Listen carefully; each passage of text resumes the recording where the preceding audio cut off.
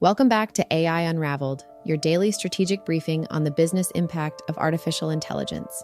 It is Thursday, February 19th, 2026. This episode is brought to you by AIRIA. In an era of AI sprawl and broken slop generators, AIRIA helps you regain control of your AI landscape with a unified orchestration and security platform. Today, Google is moving the goalposts again. They just released Gemini 3.1 Pro, and the headline isn't just a version number, it's a doubling of reasoning performance. But while Google is thinking harder, Microsoft is thinking longer, 10,000 years longer. We're looking at Project Silica, which stores terabytes of data in glass that can outlast human civilization. We're also tracking a massive shift in the VC world. World Labs just raised $1 billion because the smartest minds in the room are starting to look past text and towards spatial intelligence. And in a move that is making European lawyers very nervous, the Trump administration is building a government-backed VPN to bypass global content rules. This podcast is created and produced by Etienne Noumen, senior software engineer and passionate soccer dad from Canada. Now let's unravel the news. Before we dive into today's deep dive, a quick note for the brands listening. If you are trying to reach the architects of the AI revolution, not just the tourists, but the technical leaders actually building the stack, we are opening up limited partnership spots for Q1. See how we can simulate your product for the technical buyer at jamgamine.com/partners. Welcome back to AI Unraveled. This is your daily briefing where we try to strip away the hype, ignore the noise, and just get straight to the signal. We're here for the industry insiders and the incurably curious. It is Thursday, February 19th, 2026. And honestly, I need a coffee, like a very large one, or maybe just a neural implant that simulates caffeine directly into my brainstem, because the velocity of news today it's absolutely breathless. It really is. I was looking at the stack of sources we have to cover for this deep dive today, and it just feels different. Yeah. Usually we're talking about, faster chips or maybe a slightly wittier chatbot, but today feels like we're looking at a fundamental shift in the architecture of reality itself. That sounds dramatic, I know, but you really aren't wrong. We are seeing a fracturing, a bifurcation. On one side, you have the definition of intelligence getting this massive upgrade in reasoning, and on the other side, you have the definition of privacy basically dissolving into thin air. Right. Because we are not just talking about software today. We are talking about how we store human history for the next 10,000 years. We are talking about how nations conduct diplomacy through VPNs. Which is wild. And scariest of all for anyone with a normal 9-to-5 job. We're talking about how your HR department might be tracking your every single prompt to decide if you get a promotion. Yeah, it's a day where the bit rot era might finally end, but the privacy era might be ending right along with it. Exactly. So here is the menu for today's deep dive. We are starting right at the top of the stack with Google releasing Gemini 3.1 Pro today. And yes, we are going to unpack why that little decimal point, that 0.1, is actually a massive deal for how AI reasons. Right, and then we have to look east. The eastern front of AI development is moving so fast, it's blurring the lines. I mean, we have 7 new models from China in just 3 weeks. 7. Yeah, and they are effectively destroying the pricing structure of the entire industry. We will get to that price war in a bit. We're also talking about the spatial intelligence boom, why investors are pouring $1 billion into World Labs to teach AI physics and not just language. And on the geopolitical front, we've got the Trump administration's Freedom.gov initiative. That's the one that essentially turns the State Department into a VPN provider. Exactly. Which is a sentence I never thought I would say out loud. I know, it's wild. And finally, a story that might make you sweat a little at your desk. Accenture tying promotions to AI tool usage. We have to ask, is it innovation or is it just a dystopian metrics game? It's a lot to unpack, but let's start with the big one, Google. Today, they dropped Gemini 3.1 Pro. Right, and immediately really had to look at the name. Gemini 3.1. It's the first time they've done a decimal increment right. Yeah. Usually in this industry, we jump from Gemini 2 to 3, or we get some marketing suffix like turbo or flash or ultra. What does the 0.1 signal to you? Well, it signals maturity. In the software engineering world, a point release, like going from version 3.0 to 3.1, usually means optimization. It means refinement. It's a targeted upgrade rather than a, burn it down and start over approach. Right, they aren't starting from scratch. Exactly. It tells me that Google has found a stable architecture with Gemini 3. They aren't panicking. They aren't trying to reinvent the wheel just to make a splash. Now, they are iterating on the quality of thought. Quality of thought. I like that phrase. Because usually we just talk about speed. We talk about tokens per second and how fast the text scrolls across the screen. Because speed is easy to measure, but thinking is hard. And that is what this update is really about. They aren't just throwing more parameters at a wall to see what sticks. They are refining the core intelligence. And the stats seem to completely back that up. The headline number that every one of the sources is circulating today is this score on ARC-AGI-2, Gemini 3.1 Pro, hit 77.1%. Which is huge. But we definitely need to pause here, because I bet 90% of people hear ARC-AGI-2 and their eyes just glaze over. Oh, absolutely. We just drown in acronyms in this field. MMLU, GSM8K, math. Why do we even care about ARC? Please break it down for us. Why is this specific acronym the one that matters today? Okay, so most benchmarks we see are effectively just testing memorization. If I ask an AI what is the capital of France, or write a Python script to sort a list, it has seen those exact examples a billion times in its training data. Right. It's just reciting a recipe it already knows by heart. It's like a student who literally memorized the textbook before the final exam. They don't necessarily understand the concepts, they just know the answers to the specific questions. That is exactly it. But RRC-AGI-2 is different. It stands for the Abstraction and Reasoning Corpus. It was designed specifically to be unmemorizable. Unmemorizable. Okay. Yeah. It gives the AI a visual puzzle. Think grids of colored squares, patterns that shift and rotate, things that it's strictly never seen before. So it's essentially an IQ test for the machine. Ideally, yes. It forces the model to look at a totally new problem, figure out the underlying rule on the fly, like, oh, the blue squares always move to the left of the red squares, and then it has to apply that brand new rule to a blank grid. It's measuring novel reasoning. So it's the difference between reciting a recipe you memorize and walking into a kitchen with totally random ingredients. Yeah. You know, you got a turnip, a fish, and some chocolate, and you have to figure out how to cook a meal that doesn't kill someone. That is a fantastic analogy. Yes. And Google claims the 77.1% score is effectively double the reasoning performance of the previous Gemini 3 Pro. Double. Yes, that is not a marginal gain. That is a massive leap in System 2 thinking. You mentioned System 2 thinking. Mhm. We hear that a lot in the research papers, but let's really ground it for a second. What is Gemini actually doing differently when it uses System 2? Think of it like a game of chess. Most large language models, like GPT-4 or the older Gemini models, they are playing speed chess. They look at the board, their intuition screams, move the knight, and they move it immediately. Right, that's System 1. Exactly. It's fast, it's intuitive, and it's statistically likely to be a decent move. But it completely fails when the position is complex or requires planning, say, 10 moves ahead. Because it's just reacting, not planning. Correct. Now, Gemini 3.1 Pro, with these new upgrades, is playing a tournament game with a clock. It looks at the board, considers moving the knight, and then it pauses. It literally simulates 3 moves ahead. It's testing out the futures. Yes.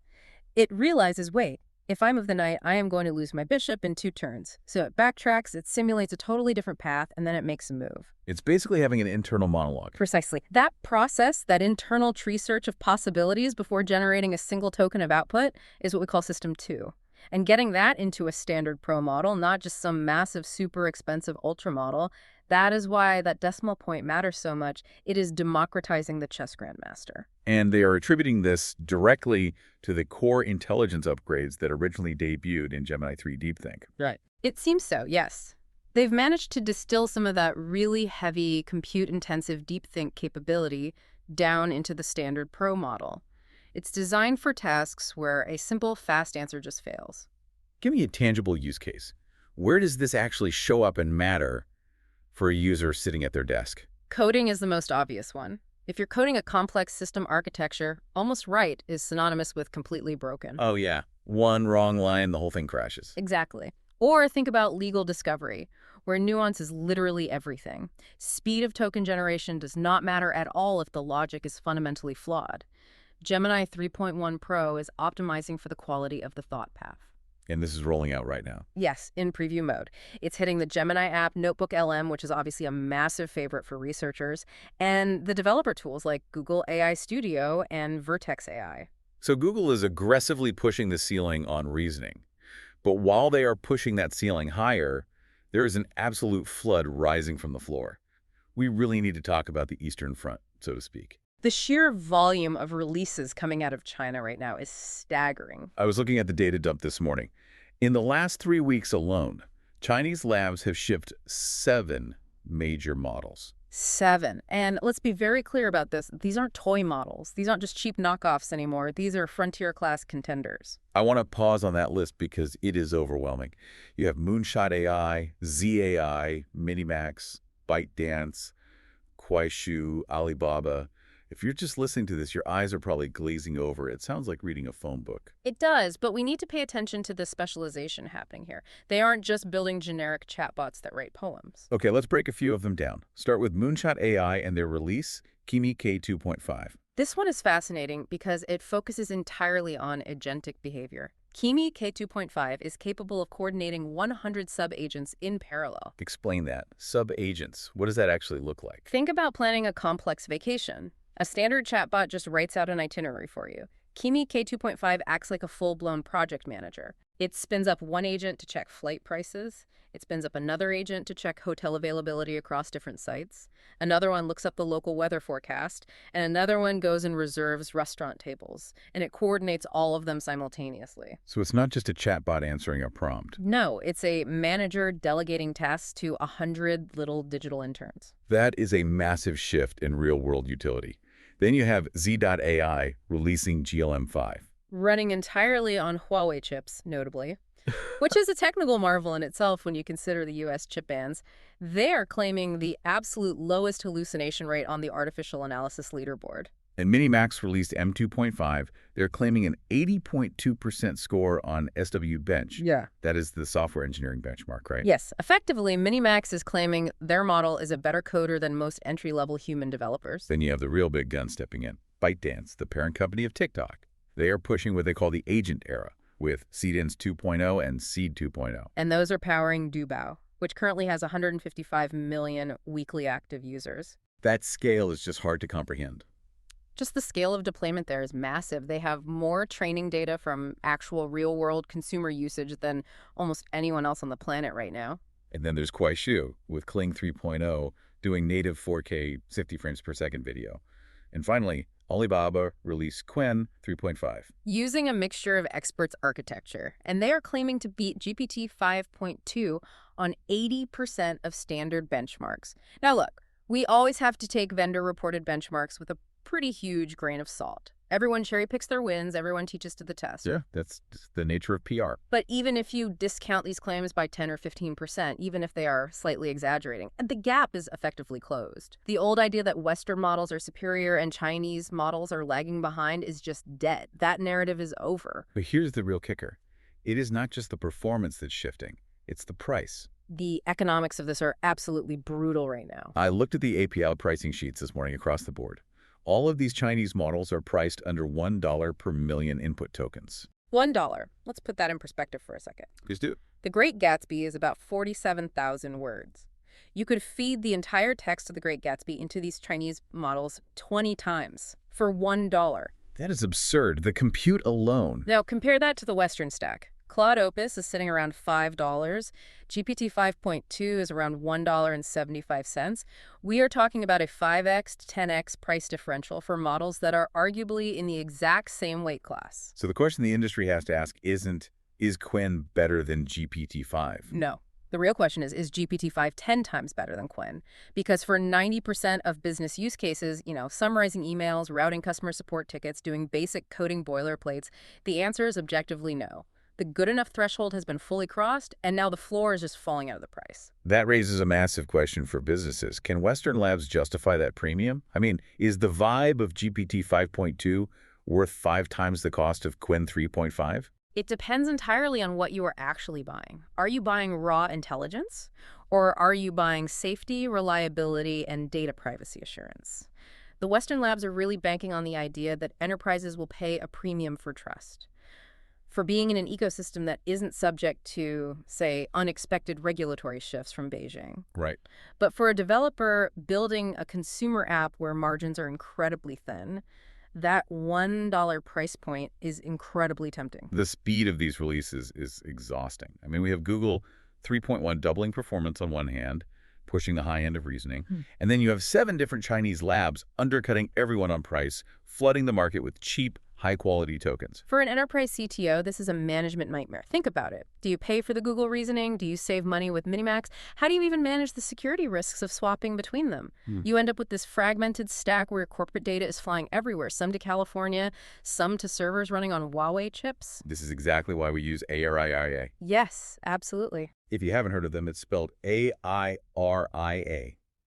AIRIA. They are essentially the control plane for the enterprise. And that concept of a control plane is vital right now because you do not want to be locked into one single model, but you also cannot have your data leaking out to 50 different unvetted APIs. AIRIA gives you unified security and real-time cost control. It allows you to orchestrate all these different models in one place, securing the data and controlling the spend. Which is key for exactly what we just discussed. Right. It's completely model agnostic. So you can set up a workflow where complex legal reasoning goes to Google Gemini 3.1, where you gladly pay the premium for that system 2 thinking. But high volume, repetitive summarization tasks get routed to a lower cost model like Minimax or Qwen. You optimize for performance and cost without having to rewrite your entire application code every time a new model drops. Plus, they have this amazing feature for shadow AI discovery. It helps you see what tools your employees are actually using. Because let's be honest, they are probably using tools you don't even know about. And it helps you govern them. It turns the chaos into an actual strategy. Instead of banning these models, you manage them. Exactly. So secure your stack. Check out the link in the show notes for AIRIA. It is a game changer. Highly recommended. Okay, let's pivot. We've been talking a lot about text and reasoning, but there is a billion-dollar bet being placed right now on something else entirely: spatial intelligence. This is the World Labs news, and this is really where we leave the realm of chatbots and firmly enter the realm of robots. World Labs was founded by the absolute legend Fei-Fei. They just announced a $1 billion funding round, which puts their valuation rumored to be somewhere around $5 billion. And just look at the investor list: AMD, Autodesk, Fidelity, NVIDIA, and C. This is a deep pocket institutional money. For those who might not know, Fei-Fei is basically the godmother of computer vision. She created ImageNet, which effectively kickstarted the entire deep learning boom back in the day, so it makes total sense she's leading this charge. But what is the actual mission here? Why do we need spatial intelligence if we already have these amazing text models like GPT-5? Because LLMs are disembodied. They are basically brains in a jar. They understand language perfectly. They know the word coffee. They can write a beautiful sonnet about coffee, and they can easily tell you the chemical composition of caffeine. Right. But if you asked an LLM to walk into a messy physical kitchen, find a mug, and pour coffee without spilling it, it has absolutely no clue. Because it doesn't understand a mug as a physical 3D object. Right. It just understands mug as a statistical cluster of text tokens. Exactly. It doesn't understand physics. It doesn't understand three-dimensional space, gravity, or occlusion. Occlusion. The idea that if I put the mug behind the coffee pot, the mug still exists. An LLM doesn't inherently know that. World Labs is building what they call world models. Unpack that. World models. They are trying to create AI that understands the three-dimensional physical world the exact way we do. When you walk into a room, you don't just see a flat 2D image. You perceive depth automatically. You predict that if you bump the table, the vase on top of it might wobble and fall. You have a physics engine running in your head at all times. And World Labs is building that physics engine for AI. Yes. This is the missing link for real-world robotics, isn't it? It absolutely is. If you want a robot butler that actually works in your house, you don't just need a chatbot stuffed into a metal body. You need a brain that can perceive depth and safely navigate a constantly changing, messy environment. But the use cases go way beyond robotics. Right, because Runway also just announced a massive round, a $315 million Series E, which values them at $5.3 billion. Yeah. And their CTO, Anastasis Germanitis, had this great quote. He said, "Simulating reality is simulating a dynamic world." It is the pivot from just chatting to perceiving and acting. We are seeing this with Jan LeCun's startup too, AMI Labs. The entire industry has essentially realized that we have largely solved the syntax of language. Now we need to solve the syntax of reality itself. This sounds absolutely huge for things like game design and 3D creation.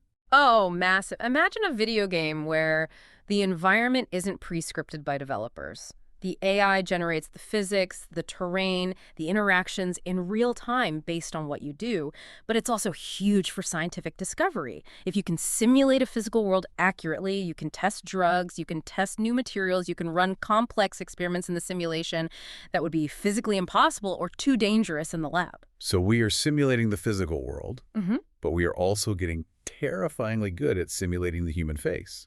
And this transition brings us perfectly to Tavis. Tavis just introduced Phoenix 4.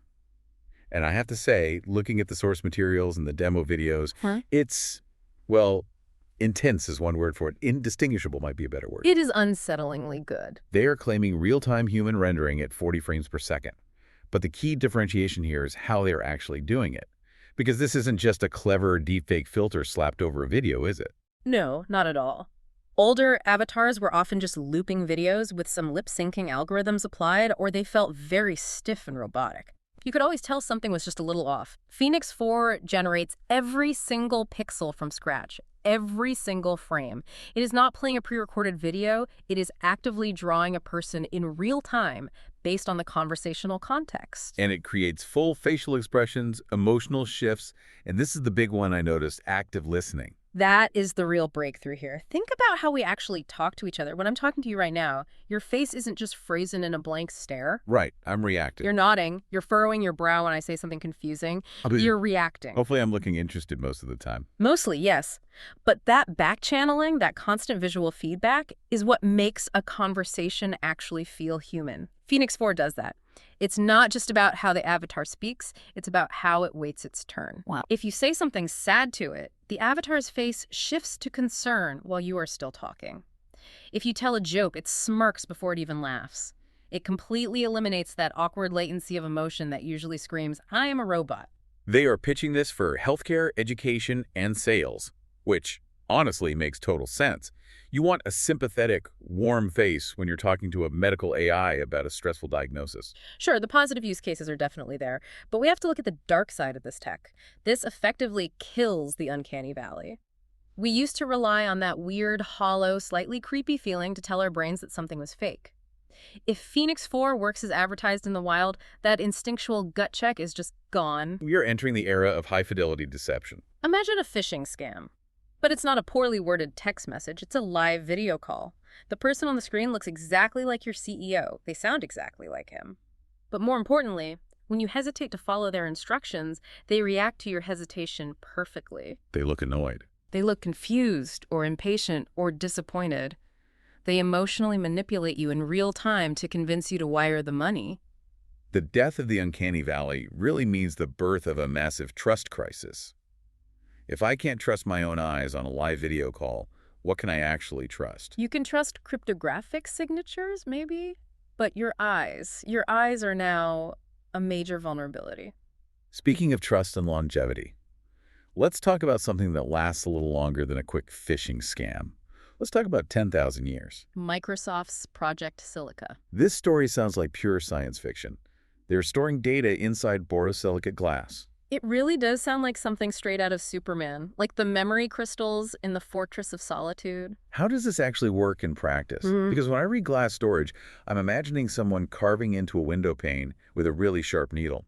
But I assume it's a bit more complex than that. Just a bit, yeah. They use femtosecond lasers. Femtosecond. Okay, what is that exactly? It's a quadrillionth of a second. A quadrillionth.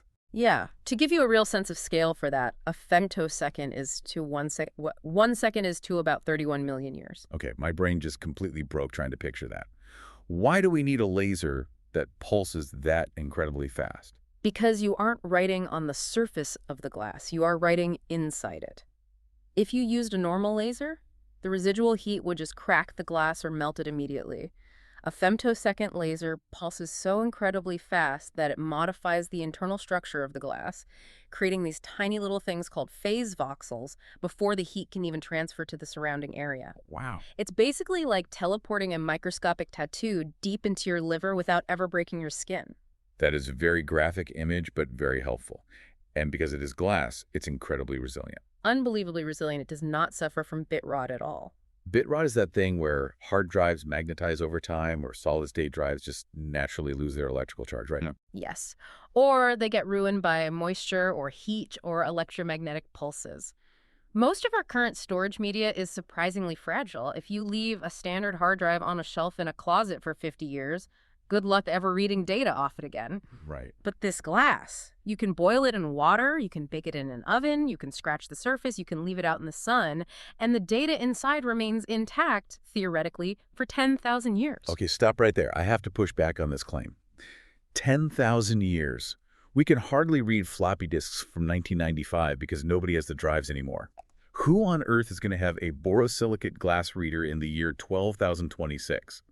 Isn't this just marketing hype for, hey, look, we made a really durable rock? That is a completely valid cynicism. The reader problem is very real in archival science. If civilization collapses, nobody is going to be building a highly calibrated femtosecond laser reader from scratch. But here's the fundamental difference. A floppy disk degrades magnetically. The actual information is physically lost to entropy. With Project Silica, the data is physically etched into the structural geometry of the glass. As long as you have light, like lasers and a microscope and a basic understanding of optics, you can theoretically decode it. So the data is still there, you just need to figure out how to look at it. Right. It's much more like a hieroglyph than a hard drive. We can still read the Rosetta Stone today because it's carved into stone. Microsoft is basically betting that glass is the new stone for the digital age. So we are literally building digital pyramids. In a way, yes. And it's incredibly dense. A single, very small glass chip holds 4.8 terabytes of data. Who is this actually for? I assume I'm not buying a glass writer for my home PC setup anytime soon. No, definitely not. This is for cold storage. The target audience is places like the National Archives, major museums, or massive cloud providers who need to archive legal or financial data that absolutely must be kept forever, but is very rarely accessed. It's total immunity from decay. There's something incredibly romantic about that. In an age where everything feels so digital and ephemeral, Snapchat's disappearing in seconds, servers wiping data constantly, Microsoft is saying, no, we are going to etch human history into glass. It connects us right back to the ancient world. Clay tablets, hieroglyphs. We are circling back to physical inscription as the only reliable way to truly beat time. From the very, very long term to the immediate near term, let's look at consumer hardware. Apple. The rumor mill. It is always churning. Bloomberg is reporting that Apple is preparing 3 new AI-centric devices for late 2026 or 2027. And this is significant because everyone has been asking for months, where is Apple's hardware answer to the AI boom? Right. The iPhone is a great device, obviously, but is it the native vessel for interacting with AI? Probably not. So device 1, smart glasses, Yeah. but not like the Vision Pro, no display whatsoever. This is a really interesting pivot. They are reportedly focusing purely on industrial design, outward-facing cameras, and AI audio. It sounds like they are trying to do what Meta successfully did with the Ray-Ban smart glasses, but with that premium Apple polish. So no holograms popping up in your field of vision? No. The idea is that the AI sees exactly what you see through the cameras, and then it just whispers context or answers directly into your ear. It's much less intrusive than wearing a screen on your face. It is, and crucially, it's also much lighter and far more battery efficient. Then we have device 2, AI AirPods. The rumor says they are putting cameras embedded directly in the earbuds. That one seems physically challenging to me. Putting a camera in a tiny earbud, the angle just seems wrong. What is it looking at? The side of your head, unless it's angled sharply down at your hands or the desk in front of you. But the utility goal is clear. They want you to be able to look at this style multimodal queries without having to wear glasses at all. And then device 3, the AI pendant.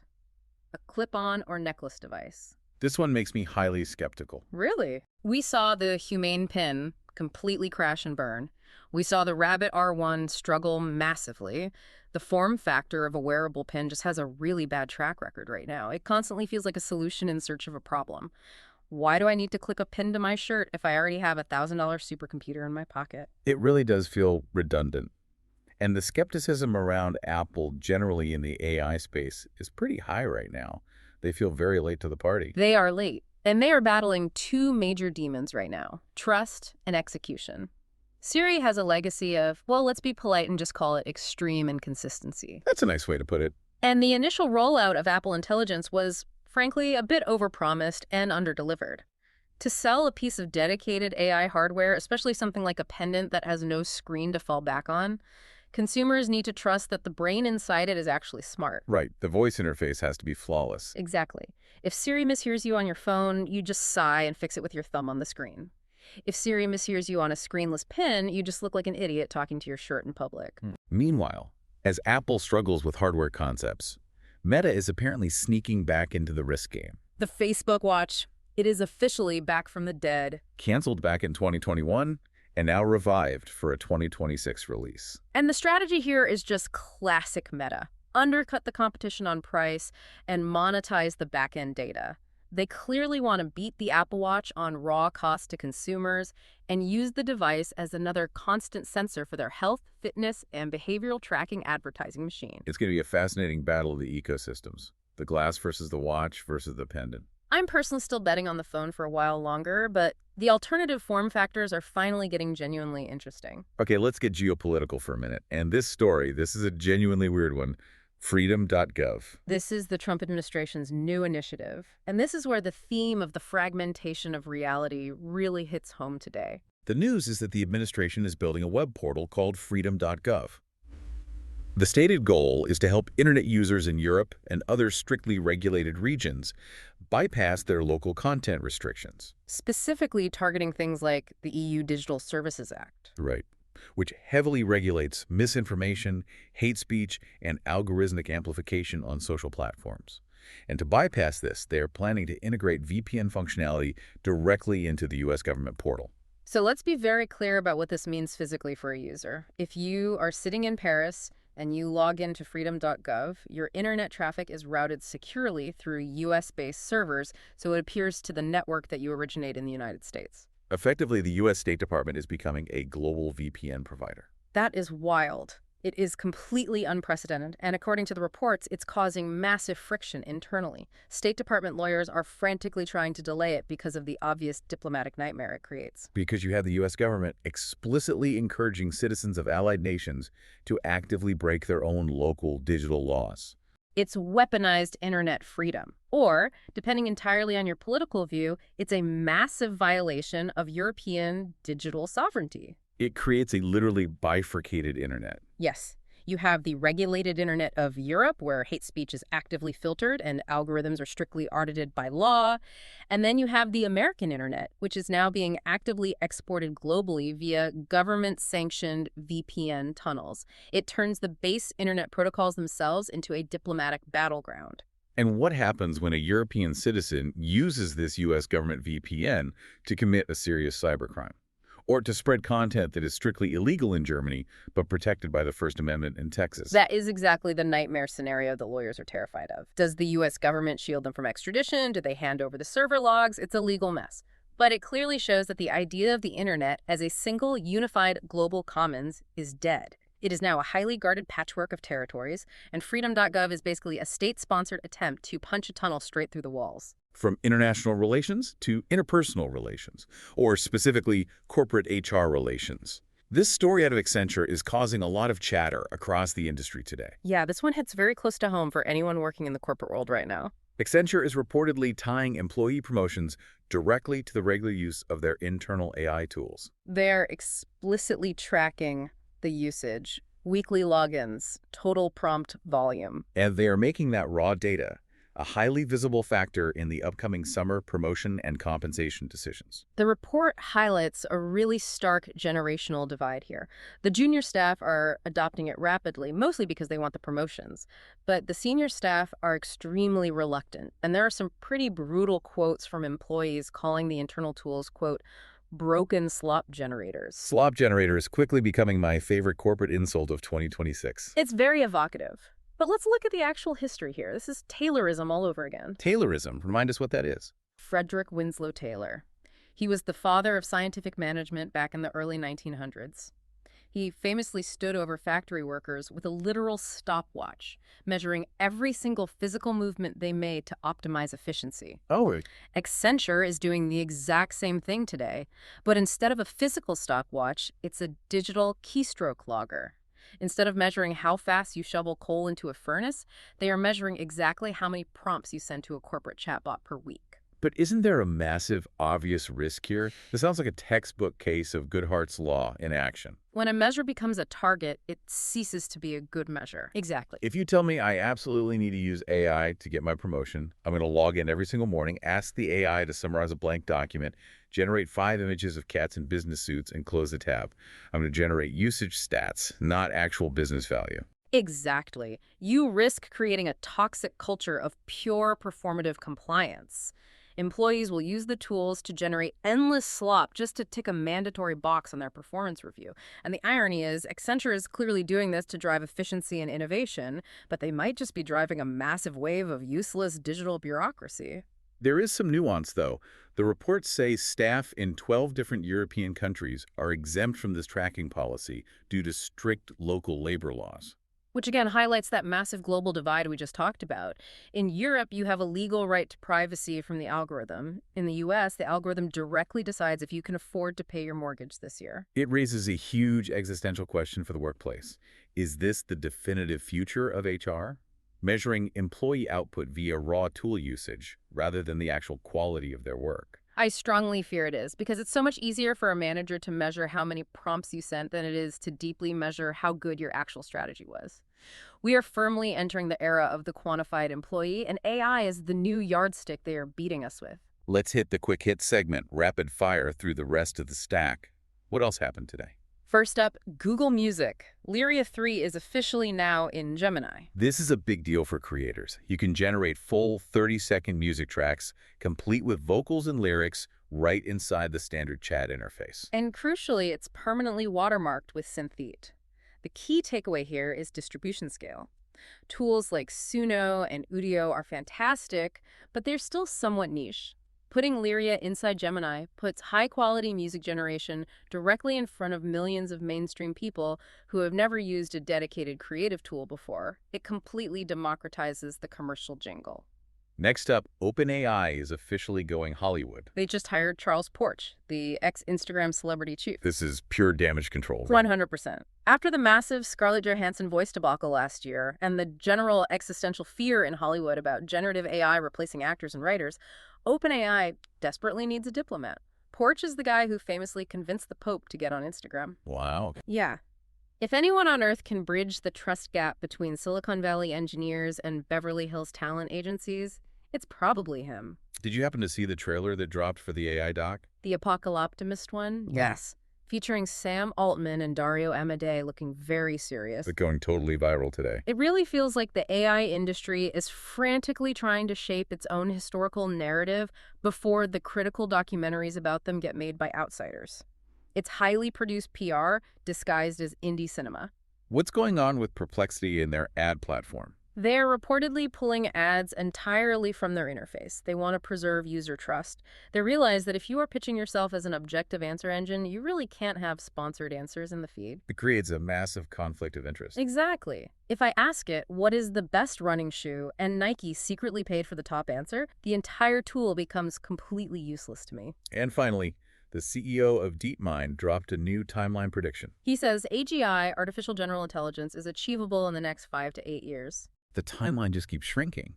Or, I guess, staying exactly the same, depending on who you ask on what day. 5 to 8 years is the magic number. It's close enough to be incredibly scary and urgent, but it's just far enough away to keep raising massive venture capital rounds without having to immediately deliver the product. It's the perfect VC timeline. So, let's zoom out and look at the big picture. What does all of this actually mean for the listener today? I see 3 very clear overarching themes from today's news. First, the total bifurcation of intelligence. You have the high-end, extremely expensive reasoning models from Google, the chess grandmasters taking their time. And on the other end, you have the incredibly cheap, ubiquitous agent swarms pouring out of China. The market is aggressively splitting into thinkers and doers. Second theme. The physical world is definitively the next frontier. We are entirely done with just chatting on screens. Between World Labs securing $1 billion for spatial physics and Project Silica etching data into glass, we are moving rapidly into physical reality. We are finally giving AI a physical body and a permanent physical memory. And the third. The modern workplace is rapidly becoming a data-driven panopticon. Between Accenture heavily tracking your daily prompts for promotions and Tavis avatars potentially eliminating the authentic human element of video calls, the corporate environment is becoming synthesized. It's being scrutinized and gamified in a way we simply haven't seen since the Industrial Revolution. It leads to a really provocative thought to end this show on today. If we have AI avatars that can fake genuine empathy perfectly, like Phoenix 4, and we simultaneously have human employees who are practically forced to use AI to generate work just to get promoted, like at Accenture, are we actively building a workforce that is entirely optimized for metrics rather than meaning? It's a terrifying question. Are we just creating an endless corporate loop of slop generation, strictly managed by machines that are just pretending to care? It's a very valid fear. If the AI avatar feigns listening on the call and the human employee feigns working on the report, who is actually doing anything real anymore? That is definitely something heavy to think about on your commute today. Or, while you generate your daily quota of AI slop for your HR department. Please don't actually do that, but do check out AIRIA to manage the chaos. Absolutely. Okay. Keep your stack secure and try to keep your reasoning human. See y'all tomorrow. This has been AI Unraveled. Thanks for listening, and we will catch you next time for another deep dive. That wraps up today's briefing. The signal for today is durability. Durability in data with Project Silica. Durability in reasoning with Gemini 3.1, and the durable lead that Chinese labs are building in the pricing war. This episode was made possible by AIRIA. Don't let your AI strategy become a shadow problem. Secure your stack and orchestrate your agents with AIRIA. Check the link in the show notes. This podcast is created and produced by Etienne Noumen, senior software engineer and passionate soccer dad from Canada. Please subscribe and share. Until tomorrow, keep unraveling the future.